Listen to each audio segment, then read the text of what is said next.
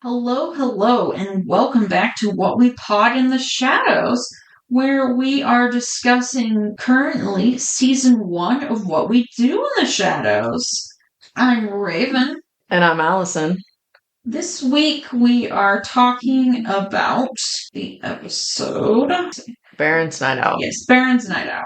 Okay, this is episode 6 of season 1. Nandor asks Guillermo to get roses because the attic smells dank because of the Baron. Nadja asks when he's leaving, but is shushed by Laszlo and Nandor. So she's asking when the Baron is going to leave. The Baron has awakened. Laszlo reveals the Baron used to be up to some shenanigans, but now has some old-fashioned idea of the vampires taking over the humans, and they don't quite understand why. They're worried the Baron will kill them, but he really wants to see the sights and a night on the town. Laszlo is worried about him blending in with his appearance. His eyes are red and he has like these really deep wrinkles. But then the Baron attacks the sound recordist from the documentary and kills him. They discuss killing the Baron if they think he is about to kill them. Nandor ponders if the Baron can even die. So then Guillermo shows up to tell them that the Baron is ready, but that he's really scary. Nandor says that all vampires are scary, and then he tries to scare Guillermo to prove a point, but Guillermo doesn't even flinch.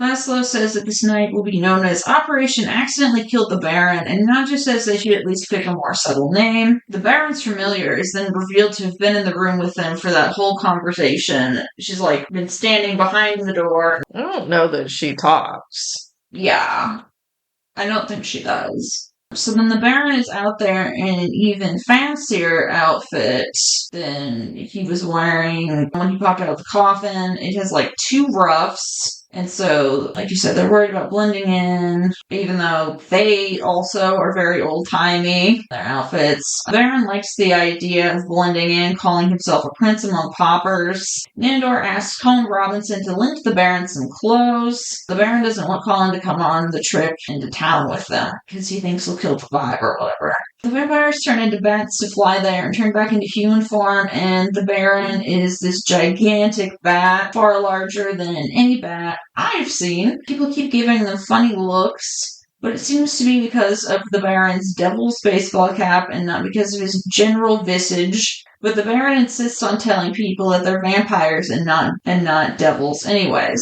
They run into Sean, and the Baron tries to kill him before they explain that he's their neighbor. Laszlo wipes his memory, then the Baron basically tries to force choke him again. At a supply store, the Baron declares that humans will be made either slaves or food, and shoplifts a squeaky stress toy all in front of the cashier. The shoplifting part was Laszlo's idea, though, to be fair. Baron goes up to a random drunk guy and bites his neck, and the other vampires try to cover for him, but now the Baron is drunk because he drank from someone who is intoxicated.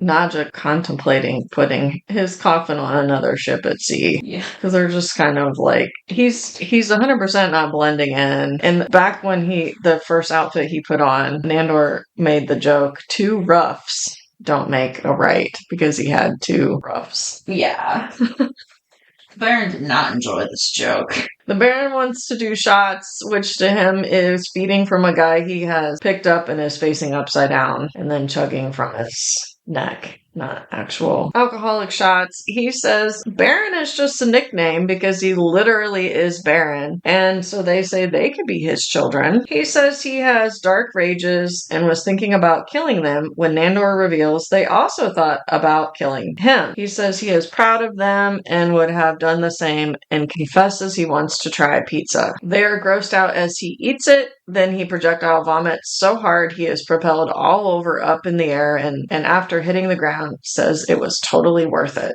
They go to a rave, and then they get even more, wasted. They've sort of been bar hopping at this point anyways. But then these humans that they're drinking from have also done, a bunch of different drugs. Nandor wears a traffic cone on his head and declares he's a wizard. The Baron does karaoke, and Laszlo says that's the Baron he remembers.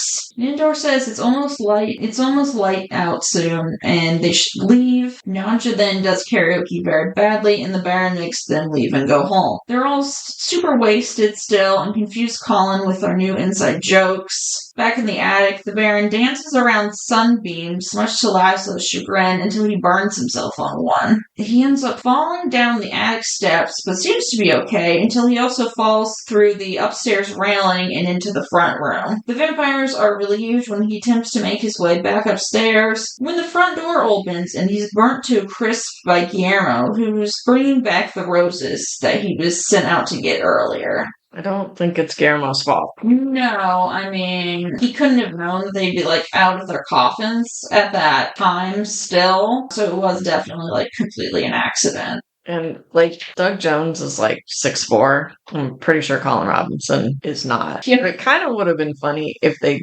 did try to put his clothes on him and had him, with high waters. And yeah. It really, he kind of was just in, old man clothes. Pretty much. Just kind of muted colors. Yeah. I mean, it was fun to see him having a good time and what he thought was a good time, but he's just completely not blending or even trying to be secretive at all. They just taking bites of people right in public, and he's a vampire and holding people up to strangle them and all kinds of stuff. Yeah. He does not have an ounce of subtlety in his body. I kind of thought they were bad as a group, keeping their vampirism a secret, but yeah, I'm not sure how long he was asleep before he came there, or how he behaved before. And kind of odd that he found pizza delicious, because I feel like they all think human food is disgusting. Plus, it has garlic in it, which is very famous for harming vampires.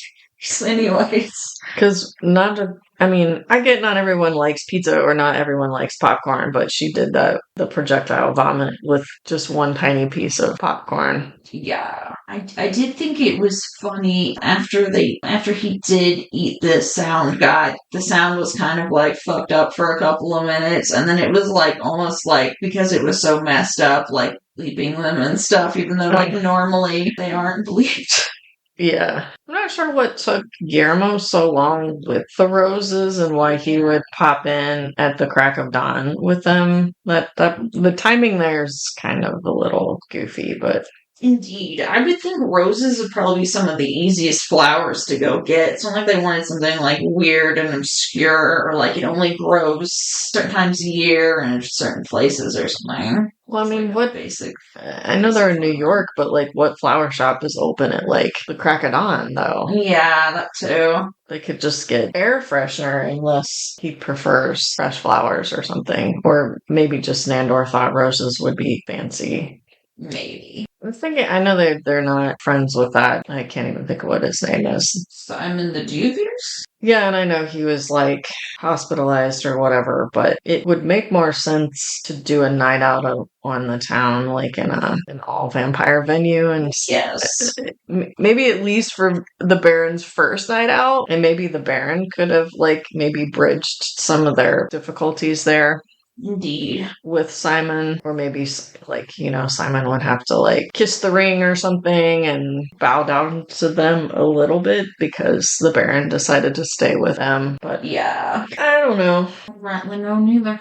It was just kind of a lot of funny gags, I guess. When they kind of came to an understanding with each other that he wasn't looking to kill them, and I think in the long run they didn't really want to kill him either. Yeah. If they'd just gotten home a little bit earlier, I think everything would have been okay. The Baron just seemed determined to just keep going, though.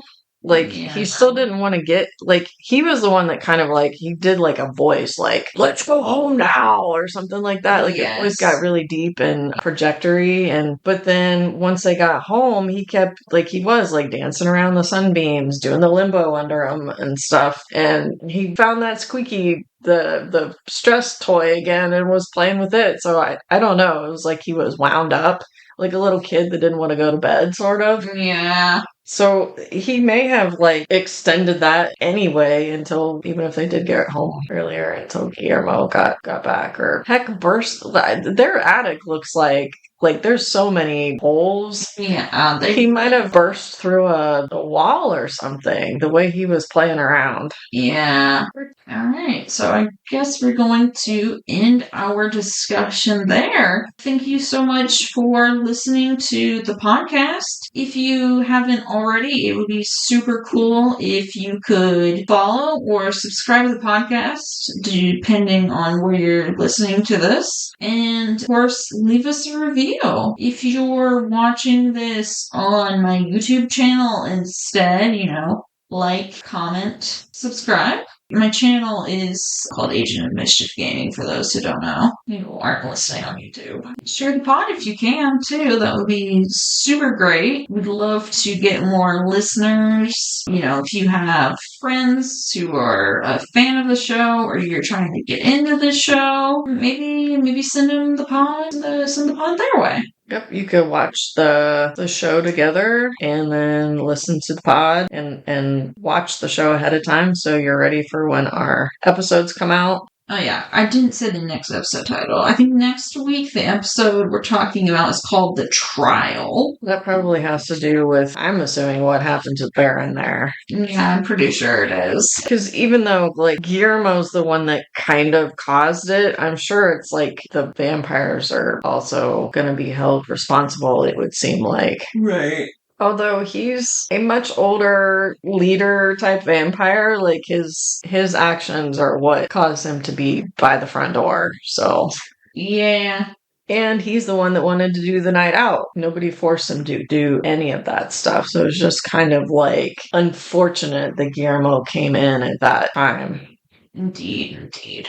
And if you enjoy listening to us talk about TV shows, maybe you'd like to hear us talk about some cartoons. I have another podcast called Mojo Jojo's Bizarre Adventure, where we are discussing the Powerpuff Girls and JoJo's Bizarre Adventure. We do a season of Powerpuff Girls, a season of JoJo, a season of Powerpuff Girls, season of JoJo. So we are currently talking about part 3 of JoJo, which is called Stardust Crusaders. We just, before that finished up, season 2 of the Powerpuff Girls. We have I believe have recorded 40 episodes of that, so there is plenty to listen to if you want to hear more from us. And sometimes jumping into a show like that, either one, if you don't have anyone else to talk with it about, it's maybe you're intimidated by a anime like JoJo, and to hear someone else discuss it or explain kind of what happened, it can be nice to keep you on track and keep watching. Yeah, those are 2 of my favorite animated shows, so I have a fun time discussing them, and I hope you'll have fun listening to them if you decide you want to check out one of our other podcasts. Yeah, I think that does it for this episode, so remember, you're dead and out of this world. Goodbye. Goodbye.